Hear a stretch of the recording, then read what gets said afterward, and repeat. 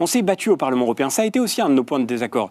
Et j'ajoute ça juste en une phrase. Mais on s'est battu aussi pour défendre cette vision stratégique de la production européenne sur des enjeux aussi importants que l'énergie. Nous avons défendu, avec notre délégation, pendant des années, l'énergie nucléaire, qui était l'occasion d'un combat très idéologique de la part de gens qui, dans la Commission européenne, mais aussi chez les écologistes européens, chez certains membres de la gauche européenne, combattaient la filière nucléaire. Et d'ailleurs, vous avez aussi expliqué qu'il fallait absolument, c'était ce que vous défendiez en 2018 quand vous étiez à l'époque au WWF, vous disiez que se lancer dans la construction de nouvelles centrales nucléaires, ce serait un suicide industriel, je vous cite.